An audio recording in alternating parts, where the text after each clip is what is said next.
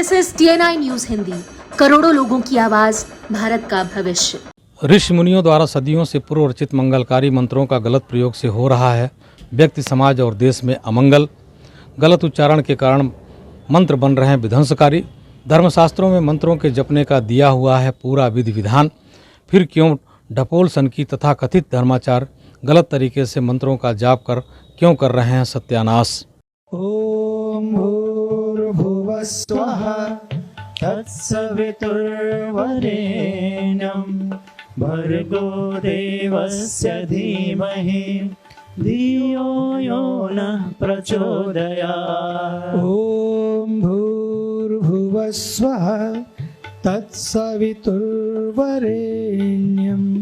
भर्गो देवस्य धीमहि धियो यो नः प्रचोदयात्।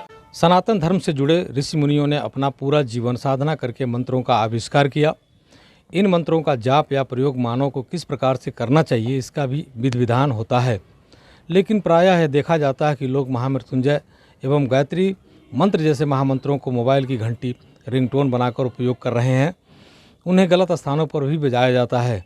क्या है मंत्रों को जाप की विधि विधान? क्या मंत्रों का गलत स्थान पर प्रयोग मानव के लिए अनिष्टकारी हो सकता है? हमारे साथ काशी हिंदू विश्वविद्यालय के ज्योतिष शास्त्र के विभागाध्यक्ष पंडित गिरिजाशंकर शास्त्री हैं। मानव जीवन में मंत्रों का क्या योगदान है? मंत्र मनुष्य को कहाँ पहुँचा सकते हैं? इतना ही नहीं, क्या मंत्र मनुष्य को मृत्यु से बचाने में सक्षम है? पेश है मंत्रों को लेकर उनका क्या कहना है, उनसे बातचीत के प्रमुख अंश। हमारे वेद शास्त्र क्या कहते हैं, वेद पुराण क्या कहते हैं कि मंत्रों को कैसे हमको स्मरण करना चाहिए, कैसे उनको उच्चारण करना चाहिए और किन किन पद्धतियों के द्वारा उनका नियमित रूप से करना हो या कभी भी उसका उच्चारण करना हो या पूजा पाठ के माध्यम से उसको जपना हो, तो उसके लिए क्या आसन, क्या व्यवस्था होनी चाहिए, चाहे गायत्री मंत्र हो या महामृत्युंजय का मंत्र हो, जो आम जनता के लिए ऋषि मुनियों के द्वारा बनाया गया। जी जी, देखें, मंत्र शब्द का अर्थ ही होता है मननात् त्रायते इति मंत्र। जो मनन करने से रक्षा करे वह मंत्र है। मंत्र शब्द में मत्रि गुप्त भाषणे, गुप्त परिभाष्यते, माने जो गोपनीयता है। मंत्र का अर्थ एक परामर्श भी है, लेकिन गोपनीय परामर्श जो कोई जान न पावे। तो मंत्र का सीधे से तो अर्थ है कि जो गुप्त रूप से, गोपनीय रूप से जिसका मनन किया जाए और जप किया जाए, वो रक्षा करे, उसी को मंत्र कहते हैं। मंत्र के जो प्रकार हैं वो तो भिन्न भिन्न हो सकते हैं। जैसे साबर मंत्र भी होता है, और साबर मंत्र का जो प्रभाव है वो तो तक्षण कलिकाल में भी देखने को मिलता है। वह मंत्र अनमिल आखर अरथन जापू, न तो कोई उसका तालमेल है, अर्थ कहीं से बैठता नहीं, अर्थ भी कोई नहीं देता, और जापू केवल जप करने से उसका प्रभाव दिखाई पड़ता है। प्रकट प्रभाव महेश प्रतापू, वो शंकर जी की कृपा से उसका प्रभाव दिखाई पड़ता है। तो ऐसा जो मंत्र है साबर मंत्र, उसको भी दीपावली की रात्रि में ग्रहण के बेला में, चाहे सूर्य ग्रहण हो या चंद्र ग्रहण हो, जल में खड़े होकर जप करे, कोई दूसरा सुन न पावे। यही है गुप्त स्मरण। तो मंत्र के जप करने से ही फल होता है। अगर बोल करके जप कर दिया जाए, बोल करके मंत्र को कहा जाए, तो वह व्यर्थ जाता है। जैसा कि नीतिकार लोग भी कहते हैं कि बचसा वा जपेत मंत्रम, वाणी से मंत्र को बोल दे, और मनसा वा स्तोत्र पाठेत, जो स्तोत्र है उसको मन से जपे, बोले, तो उभयो निष्फलम वही स्यात्, दोनों निष्फल हो जाते हैं। भिन्न भांडोदकम यथा, जैसे घड़ा फूटा हो नीचे से, ऊपर आप जल भरते जाइए, कभी नहीं भर सकता, वो तो जल बहता जाएगा। तो ऐसा जो जप है, जो बोल करके मंत्र का जप किया जाता है, व्यर्थ हो जाता है। स्तोत्र को बोलकर करना चाहिए। हाँ, वेद मंत्र जितने हैं 1,00,000 वेद के मंत्र कहे गए, उन मंत्रों का तो उच्चारण वेद के प्रत्येक जो ऋचाएँ हैं या कहिए उसके याजुस भाग हैं, गद्य भाग हैं, साम गायन होता है, तो वह मंत्र तो बोल करके करने के लिए है, उसको तो सस्वर उच्चारण किया जाता है। लेकिन वेदों में जिन मंत्रों को हमारे ऋषियों ने जिनका विनियोग किया कि इस कार्य के लिए ये मंत्र हो सकता है, उन मंत्रों को अगर कोई उच्चारण करके बोले तब तो वह भी व्यर्थ है। अच्छा, 3 प्रकार के जप की 3 विधि है, एक मानसिक, एक उपांशु और तीसरा वाचिक। तो मानसिक जो जप होता है वह जिह्वा भी नहीं हिलती, बिल्कुल मन से मंत्र चलता रहता है। अजपा जप भी जिनका हो जाता है, माने वो जप निरंतर उनकी जिह्वा से, उनके मन से निकल रहा है, वो अजपा जप है। और जिसमें जिह्वा हिले, ओठ हिलने लगे, ओठ का स्पर्श वो फड़कते हुए दिखाई दे जप करता हुआ, वो उपांशु हो जाता है। और जो वाचिक है, वाणी के द्वारा मंत्र बोला जाता है, वो तो निष्फल ही है, जैसा पहले बताया।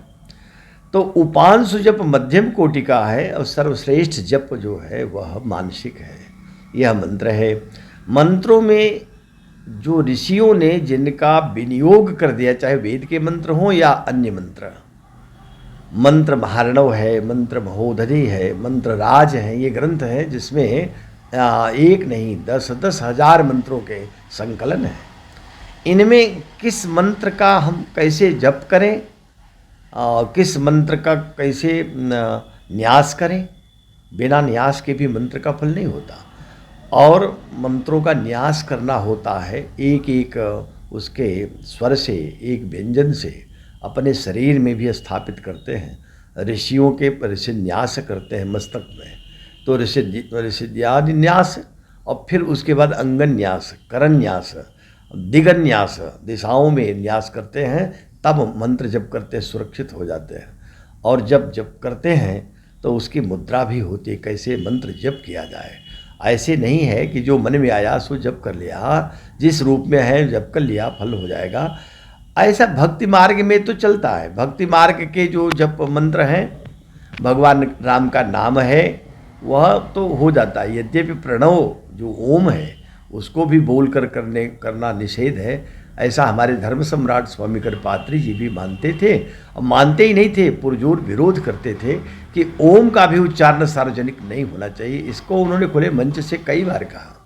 तो धर्म सम्राट स्वामी कृपात्री जी ही नहीं, हमारे ऋषियों ने, आचार्यों ने, महात्माओं ने, महापुरुषों ने, मनीषियों ने, जो तत्वदर्शी मनीषी हैं, सब ने निषेध किया कि मंत्र बोल कर नहीं करना चाहिए। अब इनमें देखिए जो बड़े बड़े मंत्र हैं जिनको हम मंत्र राज ही कहते हैं, जैसे गायत्री मंत्र है, महामृत्युंजय मंत्र है, संजीवनी मंत्र है, इन सारे मंत्रों को हमेशा जिह्वा हिले न, अगर हम मानसिक से करते हैं तो सद्य फल भी मिलता है। गायत्री जप करने वाला जब गायत्री का जप करता है, पुरस्चरण कर लेता है, तो बिना कहे ही उसका तेज बताता रहता है कि इन्होंने खूब जप किया है। स्वामी विद्यारण्य जी ने जब जप किया और जब गायत्री के जप से कोई बड़ी सिद्धि नहीं आई, 24 पुरस्चरण कर लिया था, तो फिर उसके बाद उन्होंने इसको छोड़ दिया, भैरव के मंत्र की साधना किया। भैरव जी प्रसन्न हो गए, लेकिन भैरव जी सामने नहीं आ रहे हैं। तो उन्होंने कहा क्यों सामने नहीं आते, आप सामने आइए। तो भैरव जी ने कहा कि आपने गायत्री मंत्र इतना जपा है कि आपके तेज के सामने हम खड़े नहीं हो सकते। गायत्री मंत्र लोगों ने बिल्कुल बिगाड़ दिया और उसको ऐसा प्रयोग करने लगे हैं जैसे लगता है कि कोई फिल्मी गीत गा रहे हों, और इस धुन में गायत्री के मंत्रों का, महामृत्युंजय के मंत्रों का अपने मोबाइल में रख लिया, सार्वजनिक रूप से उसका गीत क्या गाते हैं, क्रंदन करते हैं, क्रंदन कर रहे हैं। इससे मंत्रों का प्रभाव भी विफल होता है। देखिए मंत्र महाविज्ञान है, और इसको गोस्वामी जी ने कहा कि मंत्र महामणि विषय ब्याल के, मेटत कठिन कुअंक भाल के। अगर विधाता ने भाल माने किसी के ललाट में कुअंक लिख दिया कि इसका दुर्भाग्य है, तो उस दुर्भाग्य को मिटाने के लिए अगर वो मंत्रों का जप करता है तो वो मंत्र महामणि, वो महामणि है। और जो विषय रूपी ब्याल माने सर्प है उसको हमेशा के लिए उसके विष को समाप्त करता है, वो मिटा देता है। और मंत्र तो छोटे भी हैं, जैसे ओम नमः शिवाय आदि मंत्र हैं, ये तो अत्यंत छोटे मंत्र हैं, देखने से लगता है इसमें क्या है, लेकिन इसके जप का कितना बड़ा प्रभाव होता है, जो जप करता है वो जानता है। तो मंत्र बहुत छोटे, मंत्र परम लघु जा सुबस, लेकिन इन्हीं मंत्रों के बस में विधि हरिहर सुर सर्व।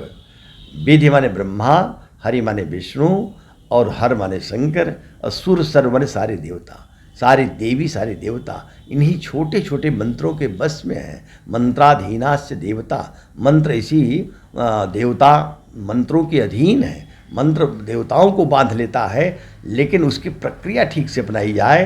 तो कहा कि मंत्र परम लघु जासु बस, विधि हरिहर सुर सर्व, महामत्त गजराज कहूँ बस कर अंकुश खर्व। जैसे महामत्त बहुत मदमत्त हाथी बिगड़ ही क्यों न गया हो, लेकिन अंकुश को अगर ठीक से प्रयोग महावत कर ले रहा है तो बिगड़ा हुआ पागल हाथी को भी ठीक कर ले जाता है। ठीक उसी प्रकार से मंत्र उन देवी देवताओं को बस में कर लेते हैं। तो ये नहीं देखना चाहिए कि मंत्र छोटा है कि बड़ा। गुरुमुख से अगर मंत्र प्राप्त है अथवा अपने गुरु ने, जैसे यज्ञोपवीत आदि संस्कार होते हैं, जनेऊ संस्कार, व्रतबंध आदि, तो मंत्र कोई सुन न पावे इसीलिए कान में मंत्र देते हैं। और वो एक वस्त्र से गुरु शिष्य भट्टू को गुरु आचार्य ढक लेता है और इतने उससे धीमी ध्वनि से देता है कि आगे संकट ध्वनि आदि हो कोई सुन न पावे। तो इधर कान में मंत्र देने का अभिप्राय और कुछ नहीं था, कान में देने का मतलब एक दूसरा कोई उसको सुने ना। अब बता भी देता है गुरु कि इसको जितना गोपनीय रखोगे उतना फल आएगा। गोस्वामी जी ने लिखा कहें, योग जुगुति तप मंत्र प्रभाऊ, फुरई तबई जब करहीं दुराऊ। ये तभी फलीभूत होते हैं जब इसको छिपाया जाए, जितना गोपनीय रखा जाए। कौन कौन? योग, योग, जप, जप जाप, तप, मंत्र, इनका सारा प्रभाव जितना छिपाया जाता है तभी आता है। अगर इसको प्रकट कर दिया जाए, बोल दिया जाए, तो अपने आप विफल हो जाता है।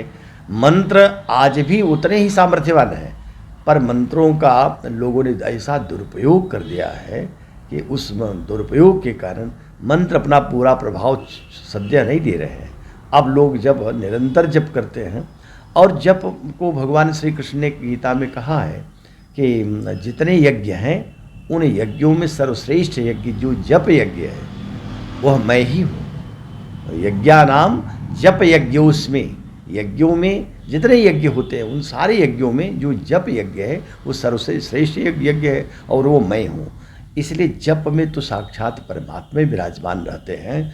और ये मंत्र का तो क्या कहें कि इतना अद्भुत प्रभाव है कि आज विज्ञान जहाँ तक पहुँचा है वह विज्ञान भी खोज करके देखेगा। एक समय आएगा जब इस स्थिति में आएगा कि वह जहाँ पहुँचता है, आगे बढ़ता है, उसमें साधना गोपनीय साधना ही काम करते हैं, जितना गोपनीय हो। इसीलिए शंकर जी ने पार्वती जी से मंत्र बताते हुए कह दिया था कि गोपनीयम गोपनीयम गोपनीयम प्रयत्नतः, जितना गुप्त हो सके उतना गुप्त करते रहिए, इसको रक्षा करिए रक्षा करिए रक्षा करिए।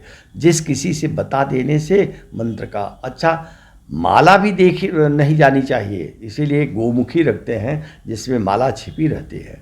उस माला को, मंत्र को चैतन्य बनाते हैं, तब देवता की कृपा होती है, इष्ट की कृपा होती है, या जिसके लिए जप किया जाता है।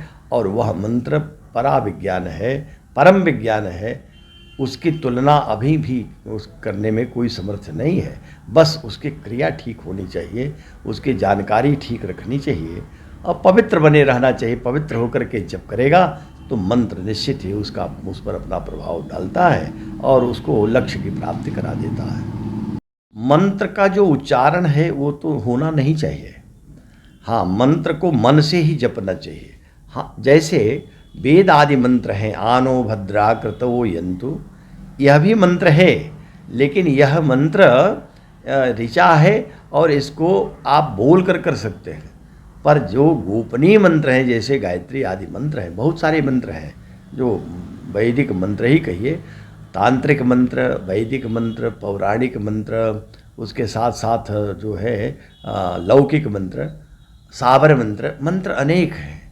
तो किस मंत्र का कब कैसे प्रयोग करें, कब से आरंभ करें, कितने दिन तक चले, क्या आसन है, तो सुखासन तो मूल है, लेकिन सुखासन में बैठने से निद्रा आ सकती है, मंत्र शिथिल हो सकता है। ये भी जाने कि जब व्यक्ति मंत्र जप करने बैठता है तो प्राय जम्हाई आनी शुरू होती है। जम्हाई आ रही है माने मस्तिष्क को जो विशेष रूप से प्रभावित कर रहा है, तो उस समय व्यक्ति को जो उसके कहें कि उसका अपना चिंतन है बाधित होता है, बस मंत्र में मन लग जाता है। इसलिए दृढ़ आसन भी होना चाहिए।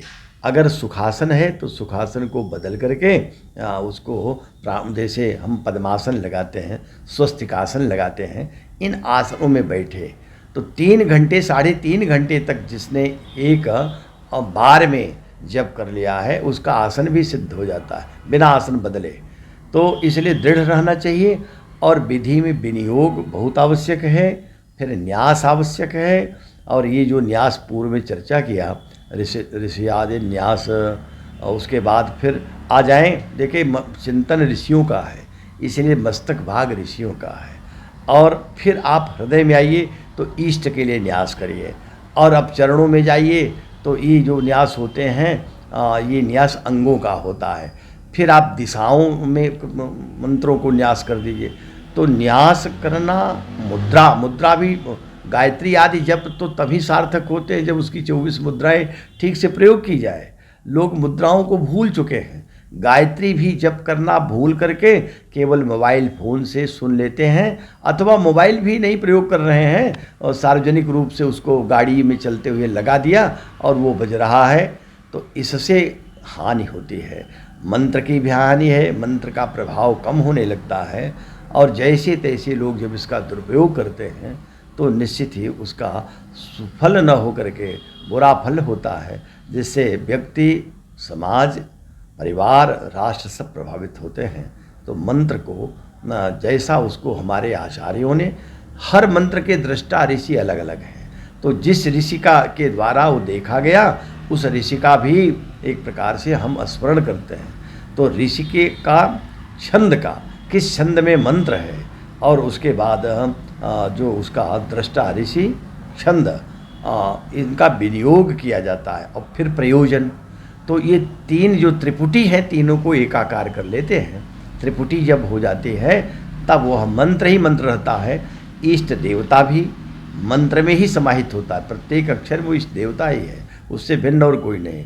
और तीसरा गुरु, जिसने मंत्र दिया है, गुरु, इष्ट देवता और उस मंत्र का छंद, ये तीनों को एकाकार करते हैं। तो जो भक्त, जो साधक जप करता है वह मंत्र उसके लिए फलीभूत होता, जिह्वा पर आ जाता है, और व्यक्ति जैसा चाहता है उस प्रकार के फल को प्राप्त कर लेता है। इनको जपने के लिए कोई समय भी निर्धारित है? 24 घंटे में कब इनका जप होना चाहिए? अब देखिए, जो महामंत्र गायत्री आदि हैं, इनको तो नित्य जपने का विधान है, और जपें कब? जब संध्या करें।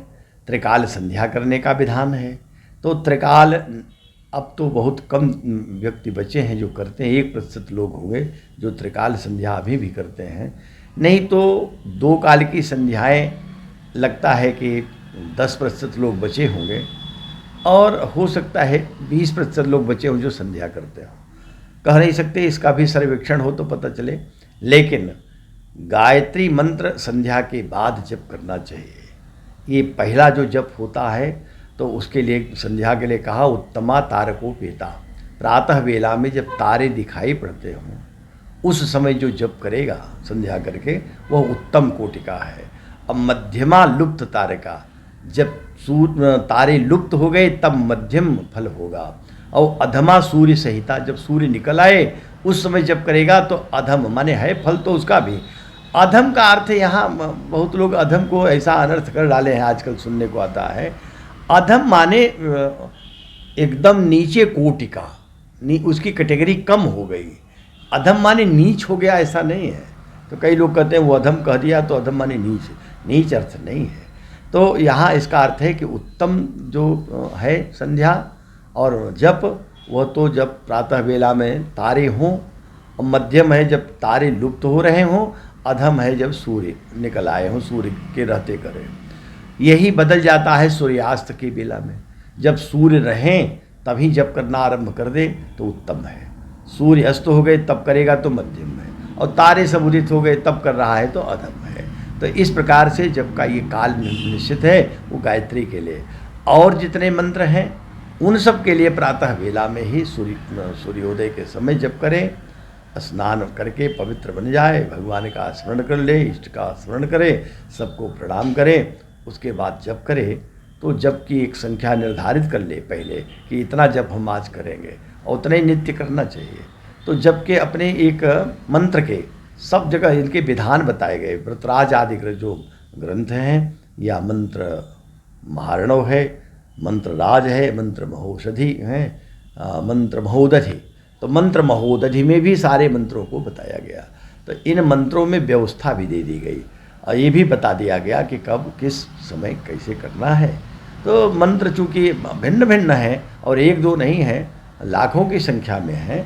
तो जिसमें जिसकी श्रद्धा हो, अथवा गुरु लोग जान लेते हैं कि इसकी आंतरिक वृत्तियों को देखकर समझ जाते हैं, उसको उसी हिसाब से मंत्र देते हैं, जप करने की विधि बता देते हैं। गुरुजनों से सीखकर, अपने गुरुओं से सीखकर मंत्र जप करना चाहिए।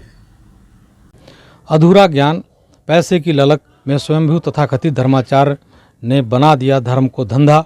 अधूरे कचरे ज्ञान से मंत्रों का हो रहा है गलत उपयोग। जो मंत्र हैं फलदायी वही बन रहे हैं दुखदायी। ऋषि मुनियों द्वारा बनाए गए मंत्रों का फुहड़ता से प्रयोग करना सनातनियों के लिए हो रहा है विध्वंसकारी। मंत्रों का अपनी मनमानी से उच्चारण से व्यक्ति, समाज और देश पर हो रहा है उल्टा असर। बड़े बड़े धर्माचार्य भी नहीं जानते मंत्रों के प्रभावशाली रहस्य को। मंत्रों के साथ कर रहे हैं धींगा मस्ती, इससे हो रहे हैं मंत्र असरहीन। अनिल कुमार गुप्ता, काशी हिंदू विश्वविद्यालय बनारस से TNI के लिए।